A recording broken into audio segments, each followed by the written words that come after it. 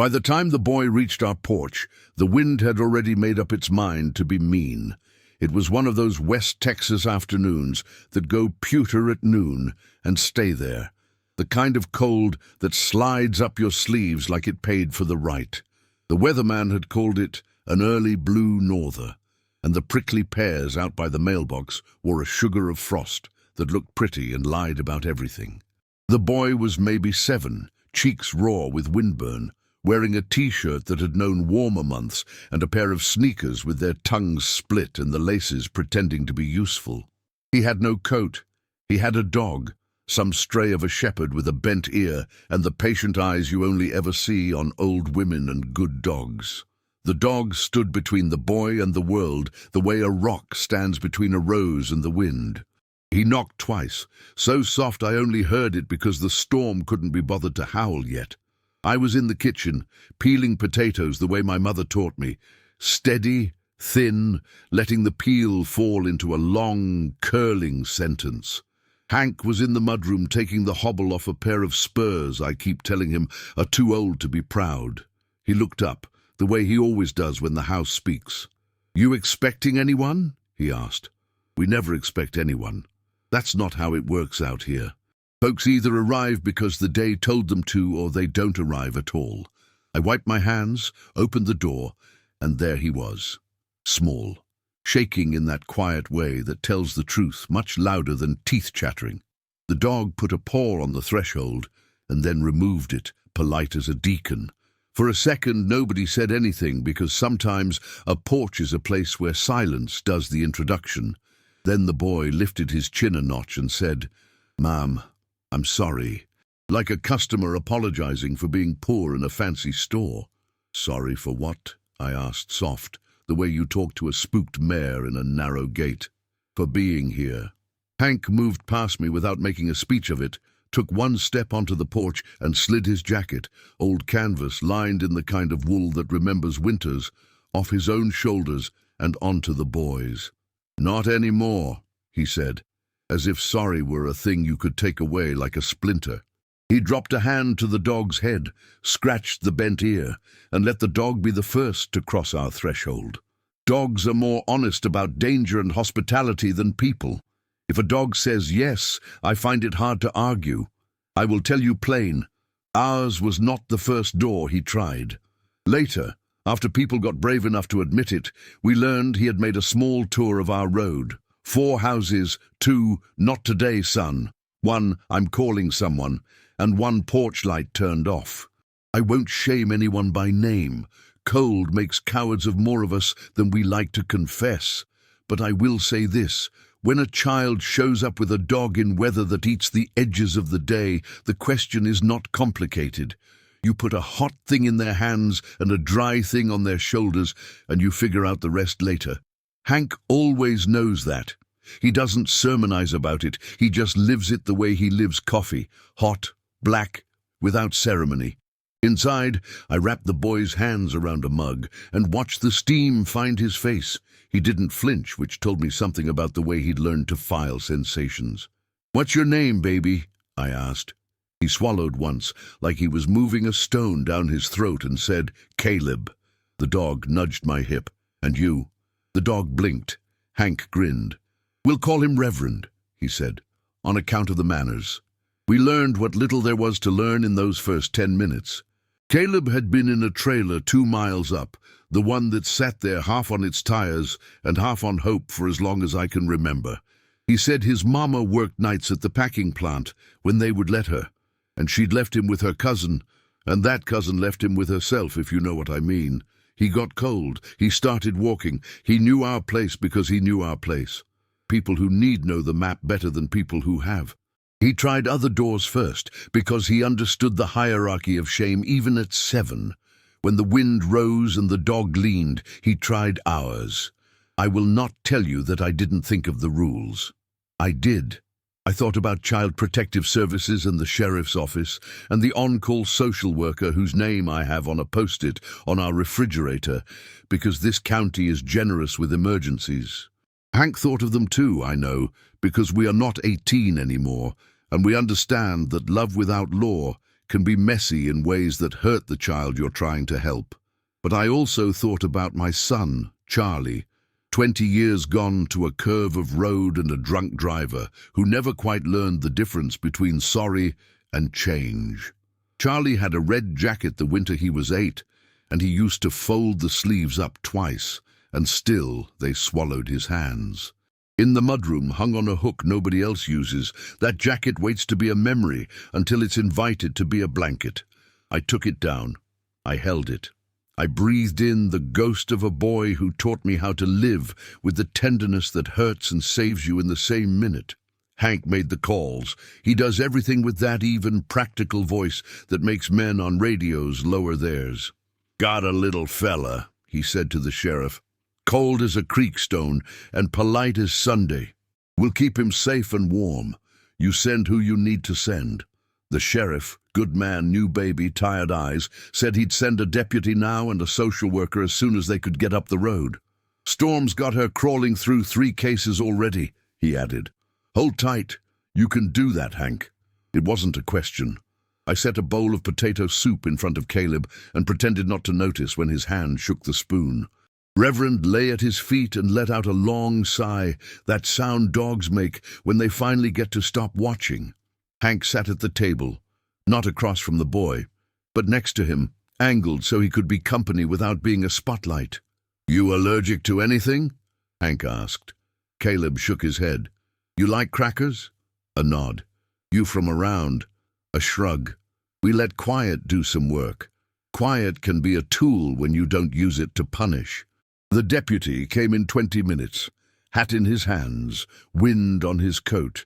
He'd been a boy in my Sunday school class when the church was still the kind of place where old women and little boys knew each other's names. He knelt to Caleb's level, introduced himself softly, asked the questions on his form in a tone that didn't make those questions feel like a test he could fail. "You did right, buddy," he said, which is one of the most important sentences a child can hear when their day goes sideways. He told us what we already knew. A social worker would come by in the morning. "It's the storm," he said. "They're triaging." Hank nodded. "We triage too," he said. "He can sleep in the den." Before bed, Hank took Caleb to the mudroom and held up the red jacket. "I had a boy," he said, not to make a cabin of sadness for the child to sit in, but to tell the truth about the house he had entered. "He'd think you should wear this. You don't have to keep it. You just have to let it keep you." Caleb slipped his arms into sleeves that still had the memory of a living boy in them. "And I will tell you, clean." My breath stuttered. Grief doesn't leave. It learns its manners. It watched us tuck another child into a couch that's seen more confessions than any pew in the county. It told me, like it always does, that love is the only thing that makes grief bearable, because love keeps making more rooms where grief isn't the only tenant. Hank slept in the recliner across the room, boots by the heater, hat on his chest, the way old hands do when the night still owes them a few reckonings. Twice he woke to stoke the fire. Once I woke to the sound of Caleb's small feet pad to the kitchen. He poured water slow, like a boy who has learned to make himself small around other people's needs. I met him there with a blanket and didn't say anything that would make him feel seen more than he could bear. He looked up at me through the brim of the red jacket's hood and said, "I can help in the morning." "You already did," I said. "You knocked." "At daybreak, if we can call that grey mutiny break." I set biscuits on a sheet and listened to wind lean hard against the north wall. I was getting ready to call Christina, our neighbor who knows things before other people decide to tell them, when something else announced itself first. Engines in the distance, many. In town, that sound means parade or politics. Out here it means either trouble or help. Hank stood, cracked 2 knuckles, and went to the porch. I followed and grabbed the dog's collar out of habit and affection. Down the Caliche Road came a convoy, the sheriff's Tahoe, the school counselor's minivan, the pastor's dented Chevy, our feed store buddy's flatbed, 3 ranch trucks in a row, June's farrier rig with the orange cap hanging in the window, Mrs. Salas's sedan with a casserole on the front seat wrapped like a newborn. Behind them, a horse trailer I recognized by the ragged paint, Frank's. And behind that, 2 SUVs full of mothers wearing that look we reserve for days when another woman's child becomes all of ours. They pulled into our yard like a promise that had been held back and finally made good. Doors opened. People stepped out, not nosy, not noisy, but certain. Christina held up a bag of clothes. The school counselor had a backpack with pencils and a book about trucks that had been loved but not ruined. The sheriff lifted 2 fingers in that country salute that means, I don't need to take over. I just need to be here. June waved a pair of kid-sized gloves like a rally flag. Someone from the food pantry I help run on Tuesdays, didn't know she knew where we lived, had 3 boxes of shelf-stable kindness. Hank looked at me and I saw it. Surprise, relief, something like vindication that had no grudge in it. Others turned him away, I said, but this is the part they'll remember. He nodded because men like Hank like to keep their sentences economical. But his eyes were wet and I didn't pretend not to see. I opened the door wide and said the truest thing I know. Come on in. He's asleep and I want him to wake up to evidence. Evidence that the world is better than your worst afternoon. Evidence that adults know how to cooperate. Evidence that a small kindness can grow legs in the night and come walking up your road at 8 a.m. to fill your yard with the kind of noise that means nobody has to be brave alone anymore. If kindness were only casseroles and coats, this would be a short story, but out here, kindness has to drive a stick and read a form. By 9, our kitchen had the good chaos of a barn raising. We set the table the way you set a stage without drama. Plates, mugs, the good napkins I pretend not to care about, 2 quilts folded over chairs in case the day wanted to keep being rude. Caleb slept through a half-hour of clinking and low voices. Children who have learned to sleep anywhere will sleep in a hurricane if you let them. When he did wake, he sat up slow like a fawn, deciding if the clearing is safe. Reverend stretched out on the rug and thumped his tail precisely twice. "Morning, buddy," Hank said from the doorway. No rush, no spotlight, just 4 words and a steady presence. Caleb put 1 finger to the red jacket collar, feeling if it was still his for the day. Then he saw the crowd. I held my breath because a yard full of good intentions can look like a stampede to a boy with skittish instincts. The school counselor, bless her, caught it first. She sat on the floor at his height, just far enough away to mean it. "Hey, Caleb," she said, as if they'd known each other long enough to have had a disagreement last week that they handled well. "I brought you a book. No test, no due date." She slid it across the rug. "A boy will pick a book up before he will pick a conversation up."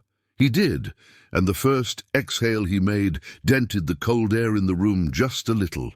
The deputy came back with the social worker, Miriam, a woman whose hair was in a bun that had been negotiated with, not dominated, and whose tote bag had both files and stickers, which is an underrated combination. She and I had met over worse coffee than mine. We shook hands like 2 nurses in a hallway, handing off a patient they both insist on advocating for. She sat on the arm of the couch, asked Caleb his name, asked him if he was hungry, asked him if he wanted to sit with Reverend while she asked me questions. She did not ask him to retell the bad parts before he had his second biscuit. There is a particular violence in rushing a child's story out of him before his blood sugar approves. We answered the questions with the precision sorrow demands. Where, when, who, what was said, what wasn't said, what I guessed but wouldn't guess out loud.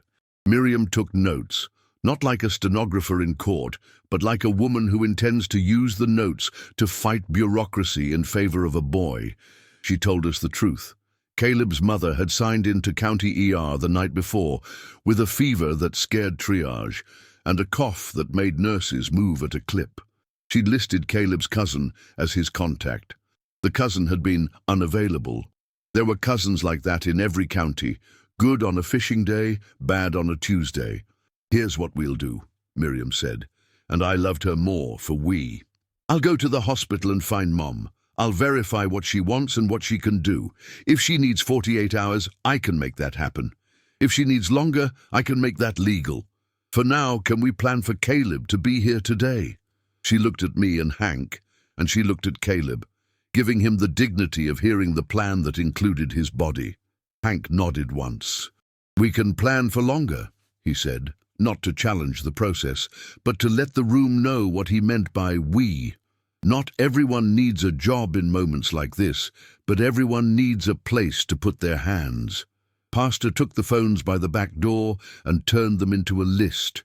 Who'd bring what when, milk at noon, hot dinner at 5, a bag of oranges, sliced, kids eat more when someone else cuts them, a set of pajamas washed twice so they smelled like a dresser, not a store. June took Reverend out to the porch with 2 kids from her 4-H group, and they devised a rotation for dog walking that looked suspiciously like a system disguised as fun.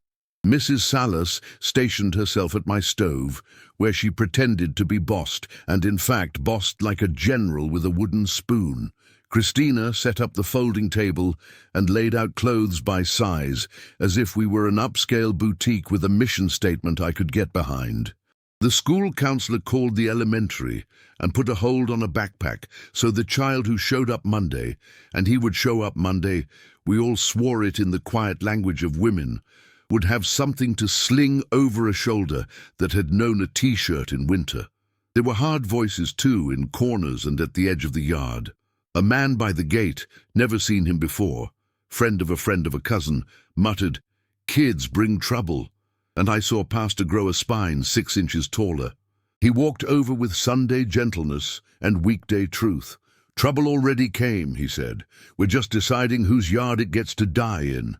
The man left, less noisy. A woman with a phone up like a shield whispered, "He could be lying." And Christina, who does not suffer fools unscolded, said, "We can hold 2 truths, that we don't know yet and that he's cold." The woman put the phone down and picked up a laundry basket. Shame can be alchemized if you put it near work. By noon, the yard looked like a county fair for competence. Frank and the other ranch boys brought over portable panels and set up a dog run so Reverend could stretch without wandering. The retired shop teacher, Mr. Morris, rewired the back porch light that's been blinking maybe for a year. The sheriff, who had dropped by just to see, ended up crawling under the sink to fix the leak he noticed, with the long-suffering attention of men who've been married to women who see drips the way men see loose fence wire. The school counselor had a quick conference with Miriam about how to handle the Monday conversation, how to tell a classroom that one of their own might have been colder than they knew last week without making a boy's life a spectacle. Those 2 women spoke in shorthand that made me proud of our county, like a 4th grader with a perfect spelling test. At 1 o'clock, while we were putting soup in bowls again because cold days require repetition, a woman in a blue hospital gown and a borrowed church cardigan walked up the drive with Miriam at her elbow. She moved like someone learning to stand on a boat. Her hair was still stuck to her neck the way fever hair sticks. Her eyes went to the windows, the way mothers' eyes go to windows that hold their children. She did not rush the door. She stopped under the live oak, as if she needed to ask a tree for permission to hope. Miriam opened the screen and called, "Caleb, Mom's here." The boy stood. He didn't run.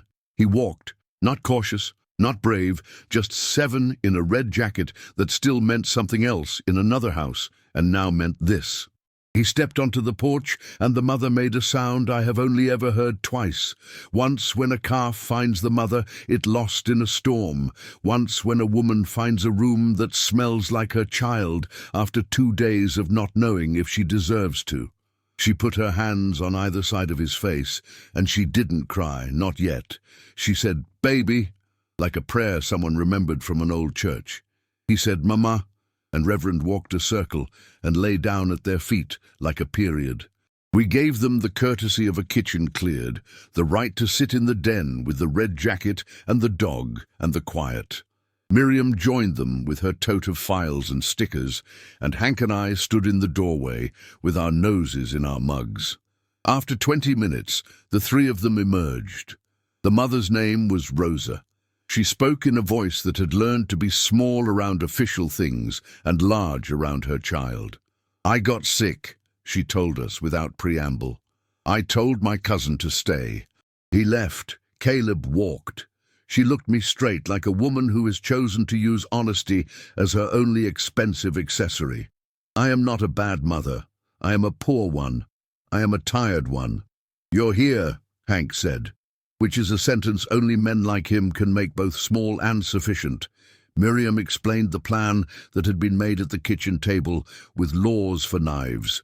Rosa would stay at the women's shelter 2 blocks from the hospital for 3 nights, monitored, warm. Caleb would stay with us those 3 nights, legal, paper signed, not because Rosa was losing him, but because Rosa was choosing not to drop him while her hands were shaking. Monday morning, school would be a soft landing. We would all meet Wednesday with a caseworker and 2 women from the church who have turned casseroles into policy. If we could keep folks from making drama and keep needs from making pride, we could pull this off. Pride is a funny horse, Frank said from the doorway, surprising me. You have to give it something to do, or it breaks the gate. We all nodded like a chorus of people who have mended pride and gates on the same afternoon. Rosa went back to the shelter with Miriam, holding her hand like a rope that said, "You are still connected." Before she left, she stood by our table and touched the red jacket sleeve.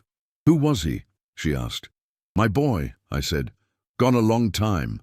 This helps." She nodded, not sorry for me in the way that makes a person smaller, but tender with me in the way that makes grief usable. "Then we share," she said, and I loved her for it. That evening the yard thinned, not because people lost interest, but because competence knows when to go quiet. The casserole brigade left food labeled with reheating instructions that made me want to applaud. The men put tools back where they found them, which is how I know they were raised right. The sheriff patted Hank's shoulder and said, "You made it easy to do my job right," which is a compliment I wish more men would give each other. Pastor picked up the last 2 chairs and said he'd come by in the morning with his wife, who could charm a skittish child into laughter in 20 minutes flat without using anything but her eyes and a harmonica. The school counselor texted me a list of children's books that tell the truth without ripping a scab. June sent a picture of her 4-H kids walking reverend at the end of our drive, the dog looking like he'd taken it upon himself to guard not just a boy, but a plan. We closed the door on a house that now smelled like beef and pencils and dog. Caleb brushed his teeth with the new toothbrush that tasted too much like mint and not enough like home. I tucked him into the den with the red jacket on top of the quilt, not because he needed it for warmth, but because he needed it for meaning. Hank sat in the recliner again and pretended not to stand guard. I washed dishes with my hands in hot water until the cold left my fingers, and I wrote a list on the back of an envelope because lists make my breath come even. Monday, school. Tuesday, shelter drop-off care package for Rosa. Wednesday, meeting with Miriam. It looked like we were making order. We were. But under the list I wrote something else, a phrase my grandmother used when the Depression taught her how to tell the difference between stinginess and stewardship. Small kindness. Big yard. The yard had proven it. At midnight, while Rev snored and Caleb breathed like a metronome for my worry, Hank said into the dark, "I thought I was helping a child." He didn't say the rest, but I heard it. I didn't realize I'd be helping a county remember itself. I reached over and put my hand on his forearm, where the old scar from a mean T-post lives, and I said, "Maybe the county was just looking for a place to gather." He nodded into sleep. I stayed awake a little longer, counting blessings by their usefulness. Gloves, soup, Christina's eyebrows when someone needs them, a sheriff who knows a form isn't the point, a boy who knocked because he understood something about doors that we sometimes forget. They are made to open. 3 days is not a long time, unless you're 7, sick, or the woman making sandwiches at 6 a.m. So a boy you knew for 48 hours won't think he's an afterthought in your kitchen. By Wednesday, the sky remembered how to be blue, and the wind admitted it had been showing off. We dressed Caleb in the jeans that fit him better than yesterday, and the coat that seemed less like a loan and more like a community decision. He ate oatmeal like a person doing a job and tied his laces in a knot I pretended not to fix after he left, because there are some kinds of learning you don't hurry. At 7:30, we walked him to the bus. The driver, a woman who has driven 3 generations of this county and knows every dog by name, lowered the step and winked at me. "I got him," she said. "You rest your eyebrows." I laughed out loud at being seen so precisely. School did what school should do. It was normal. The counselor had tucked a note in his desk that said, "If the day gets loud, bring this to me." And because kindness is a habit, she'd included a post-it that said, "You can also just come without a note." At recess, a girl with hair like a fountain asked if she could sit with him. He nodded. They spoke about dogs. The boy with the jersey, who always runs too fast, slowed exactly 1 notch to walk with him to lunch. Teachers did not turn him into a lesson plan. They treated him like a boy who would do better with a pencil than with a microphone. He came home with a picture of a truck and a dog and a house with 4 windows and a red square that looked like a jacket on a chair. I put it on the fridge under the magnet that says butter in big letters because I enjoy reminding myself to use the good things. Meanwhile, the yard that had filled on Sunday rearranged itself into something quieter and more durable. The food pantry moved its Tuesday hours forward by 2 hours because the shelter said mornings were better for mamas who needed to pick up donations before bus schedules tacked them down. Pastor's wife started a porch promise chain. 8 women who agreed that if a child showed up on their porch, hungry or scared or both, they would do what Hank did. Open, feed, call, keep, not rescue, not replace, not post their goodness online with a hashtag, just hold steady and then hand off well. The sheriff put a flyer on the bulletin board at the feed store listing the after-hours line for social services in a font you can read without your readers. June offered a dog day at the 4-H arena once a month, where kids like Caleb could bring their dogs to run and learn to sit and stay without feeling like their whole lives needed to, too. Wednesday's meeting at our table was as unglamorous and holy as a good communion. Miriam came with files and her sensible shoes. Rubza came in jeans that fit and a new coat from the shelter closet that didn't look like charity. It looked like this county had taste.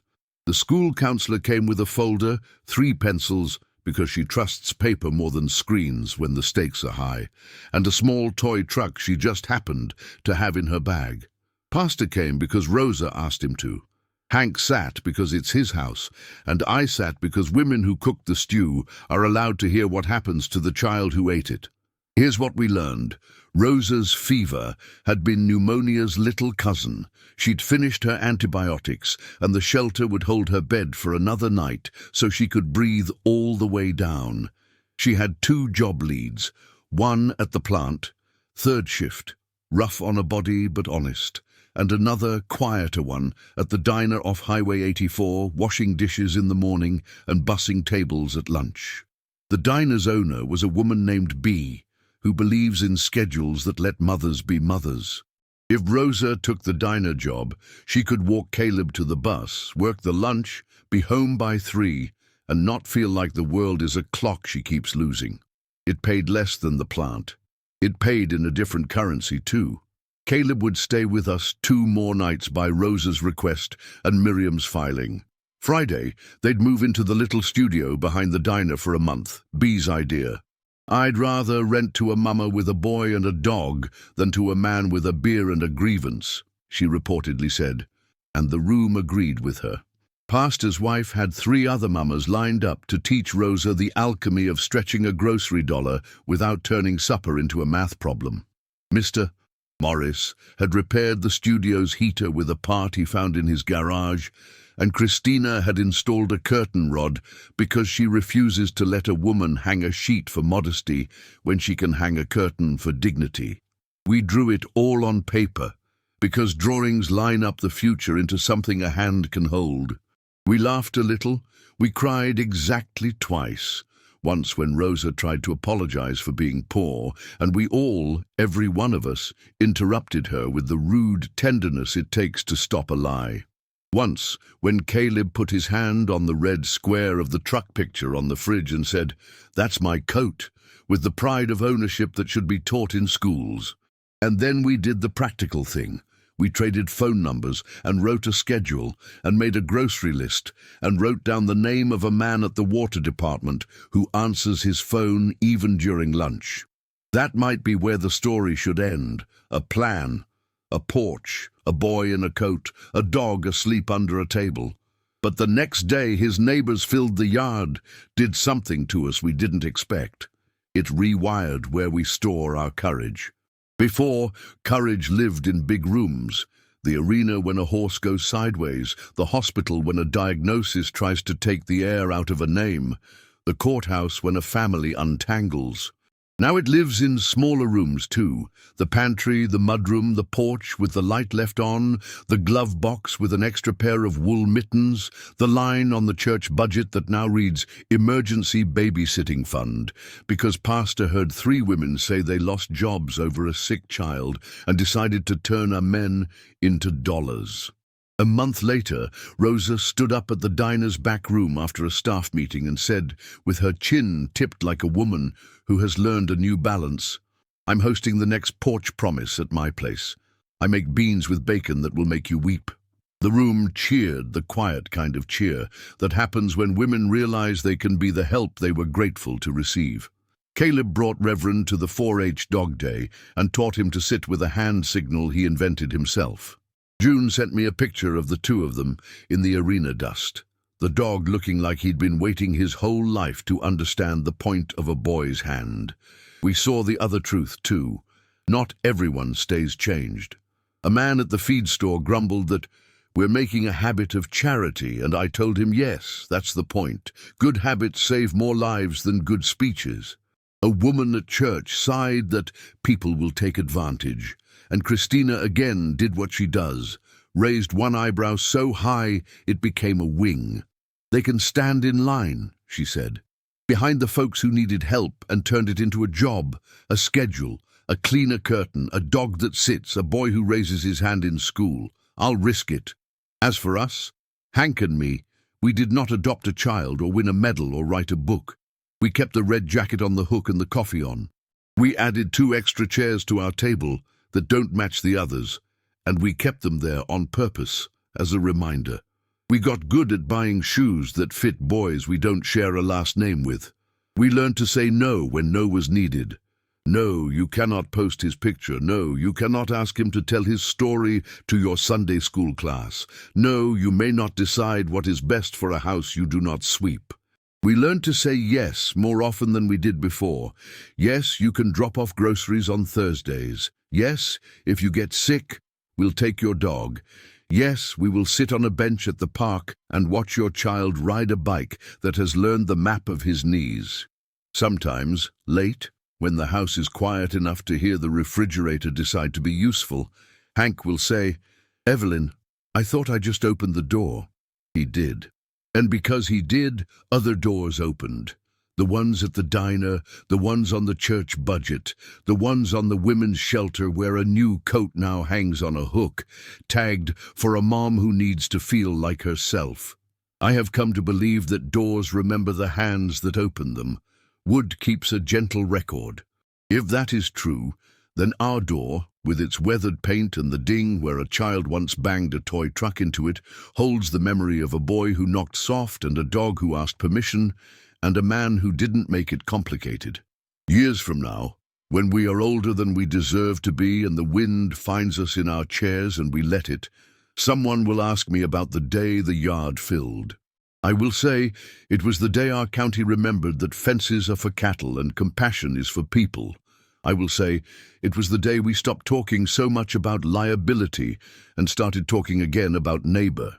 I will say I peeled potatoes because there is dignity in repeating what feeds. And I will say a small kindness is never small. It's a seed. If you want shade, you plant it without drama, you water it without applause, and you leave your gate unlatched, just enough that when the roots go looking, they can find your yard. The boy is taller now.